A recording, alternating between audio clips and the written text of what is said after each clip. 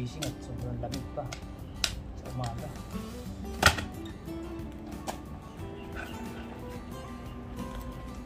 Kaya napansin sa mag-fishing, sabi ko na buhay.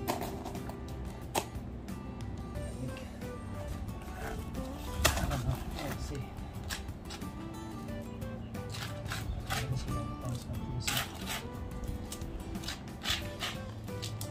Hindi nakaintay na yung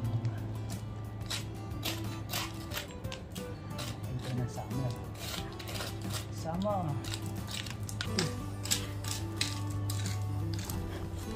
Tara, lalabas tayo at mag-shop. Mabilis pa sa alas 4. Mag-adjust siya.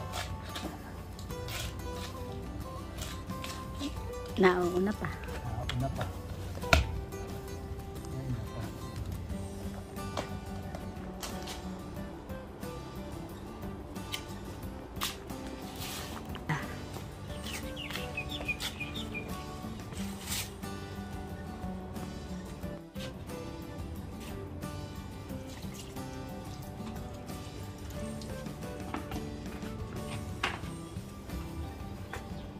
Bulaklak na, start na. So ito, pagmasdan nyo, kikita nyo in the future. Ito, kasi hindi naman basta magbulaklak yan. Pag magulang na yung dahan, bubulaklak na yan. Ito ang aking bayabas. Dalawa. Alin ang mauna? Akala kay tatlo. Para makita na. Guys, kung gusto nyo okay, andito lang. Ayan, ito, meron pa ako dito mga kauman nyo.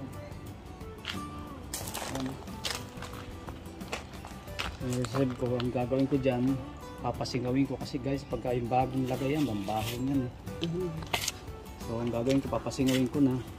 So after 3 months, gagamitin ko na rin. Ano naman, orange ko. Oh wow, wasang ito na bro. Kung hindi na yun, nagsusuloy, umuusbong.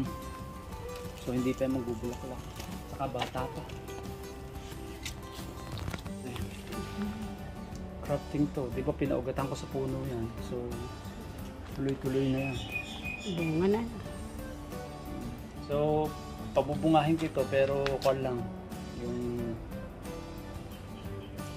ilang piraso lang kasi baka mapersa yung sanga. Pero okay na yung pabungahan. Ito lang. Tingnan nyo, kaliliit ng garden ko. Wala akong gano'ng maitanim. Pero okay na yan. At least meron libang. Ayan o. Anong nakalagay dyan ah? Pangalan niya. Red tie.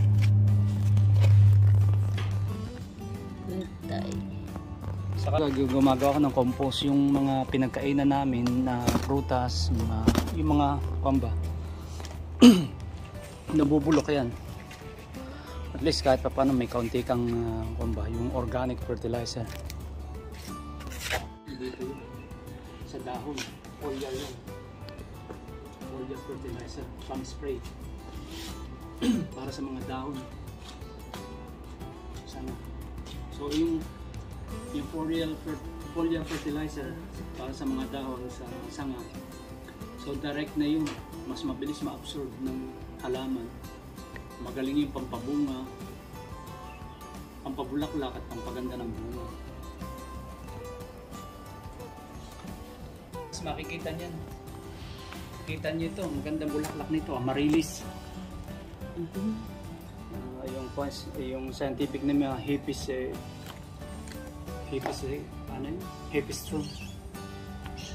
Amaryllis yan, ang gaganda ng bulaklak niya. Papakita namin sa inyo.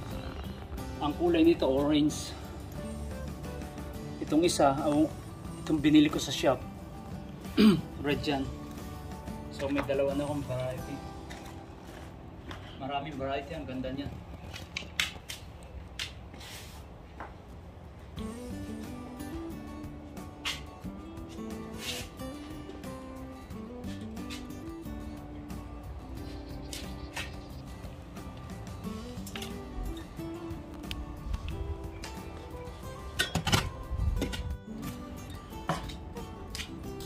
pwede na ito. Tutusin, pwede na ito. Kasi ito na, fertilize ko na ito. Tubig ko na, lagyan ko na ito ng organic chicken manure. Siguro may 3 weeks na, no? So okay na yun, hindi na masusunod yung halaman dito. Saka yung fertilizer tapos na dito. So yun lang, pwede na ito. Gawaan tayo yan, tingnan nyo. Gawaan tayo. At least meron tayo gawa. Meron tayo po. Yan. Paano na lahat ito guys, ayusin ko yan. Kasi medyo makalat pa. Kaya tinatamad pa nga lang ako kasi nga medyo malamig pa. Alright, pagagandahin natin. Hindi naman pangit tingnan yung ating garden. Lalagyan natin sa ayos. Yun lang ang palaging pangit dito, yung ukay-ukay namin. Wala, yun ang sampayan. Yung aming tunay na sampayan, medyo malayo sa araw.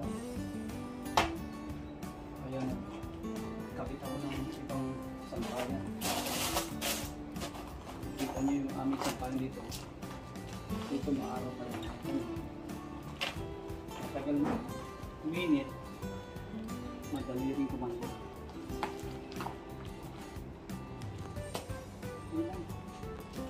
Pinawisan ako, pwede na mag-shower at maigagala na ito si Yaya Pines. Hindi masaya pagka hindi nakagala si Yaya Pines. Diba? Yaya Pines? Sabi ko sa iyo. Shower muna at makapagala-gala. Magandang panahon, no?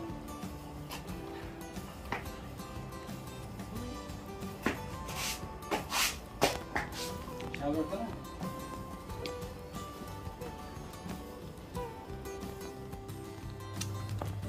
Laging basa kaya ganyan lang yun.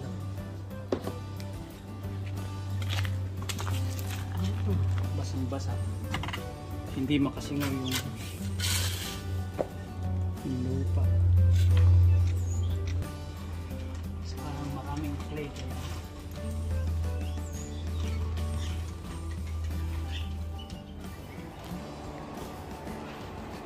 Ayan guys, so medyo kanina umaga gawa tayo ng konti.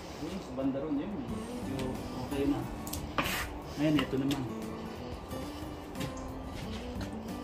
Kasi para masiyahan si Yaya Pines. Ba, maganda na. Pwede na tamnan yan. Pwede na, ready na ito po. Kaya lang, antayin natin yung medyo magandang panahon. Siguro, after 1 week or couple of weeks. Kasi sa next week, Thursday yung mainit, 27. Hindi pa gano'n, baka lumamig ulit. So, mga in 2 weeks time, depende sa weather. Malamig pa yan eh. Makakasurvive na naman. Kasi tumubo na nga yung aking chili itong tatlong seedlings. Tsaka yung kukumberan eh. Unti-unti lang. Ito pa, dito ko pabubungahin sa pasol ko. And then, may bunga naman. Kung kaya kong pabungahin sa paso. Masipera. Kasi alam ko mahirap magpabunga. Pwede po, kaya lang talagang kami ng fertilizer. So yun lang, unti-unti lang. Maayos na. Lagyan ko ulit ng manure, chicken manure.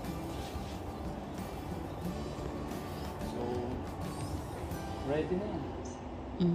Ready for planting. Kaya lang, kaya lang na maganda pa ito. Kung medyo mainit na yan, para yung lamang tuloy-tuloy yung panglago.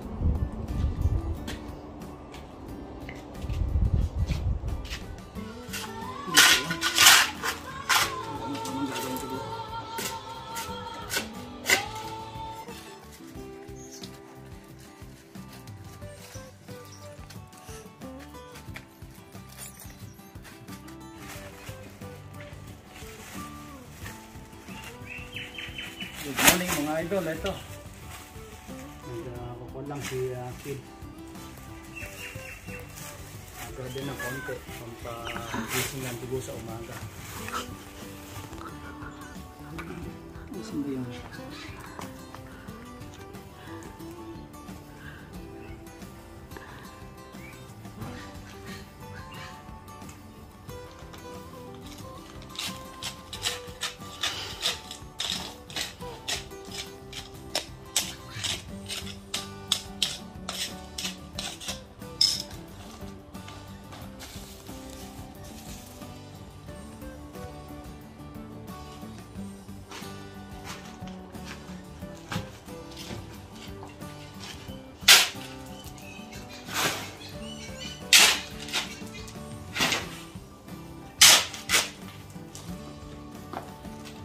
Ano dyan?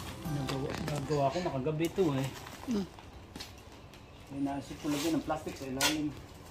Hindi gawa ng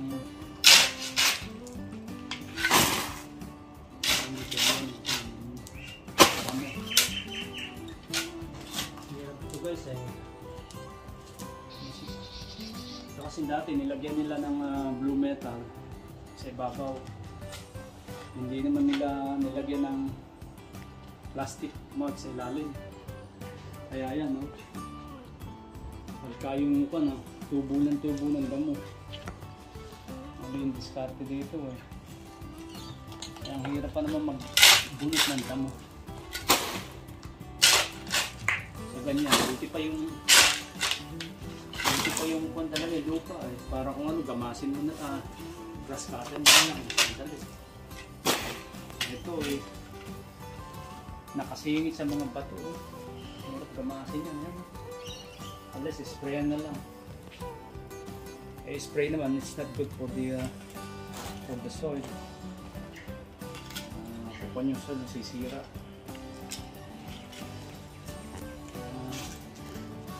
So itong party lang na itong gagawin ko yung dito para mabaras eh.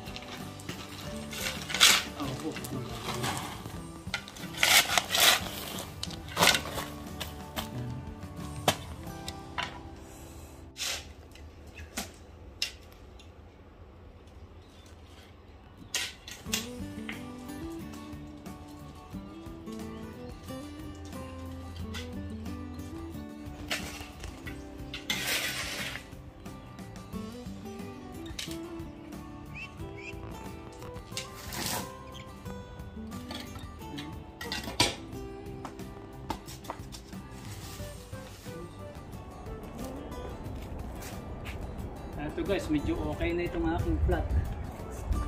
So ready na to.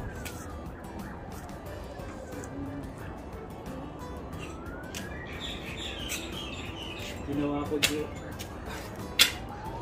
sa weekend, saka ngayon. Ready na itong tanim.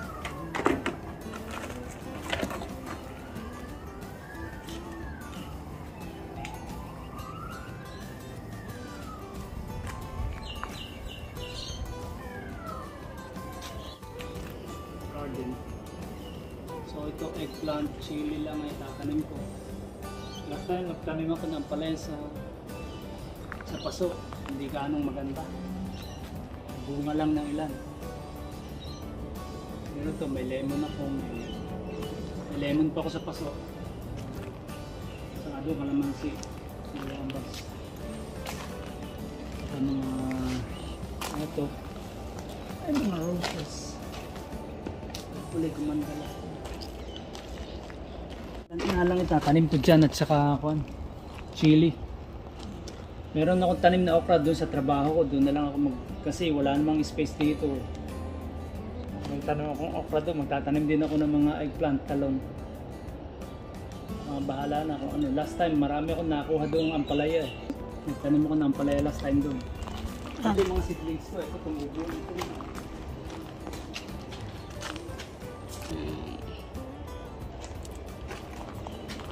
Ito pinapatanim ni Yaya Pines, binili namin kahapon sa Longkayin. Binili namin sa Banning sa hapon. Ito ako magtanim, lalagyan ko ng konting synthetic fertilizer at saka ito organic.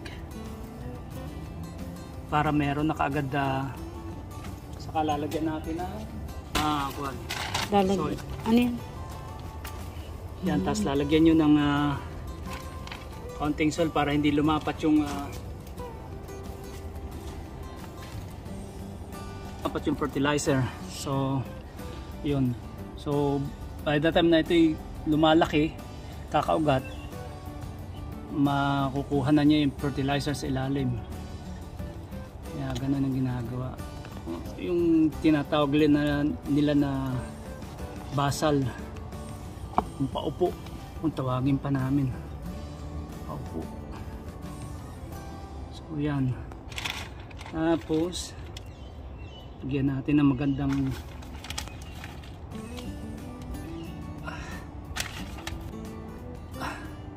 siyempre yung huli niyan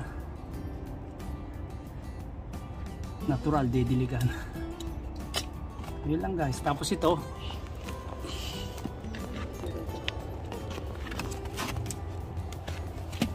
kunin natin, dito natin lalagay para alam natin kung ano yung sili na tinanim natin dyan.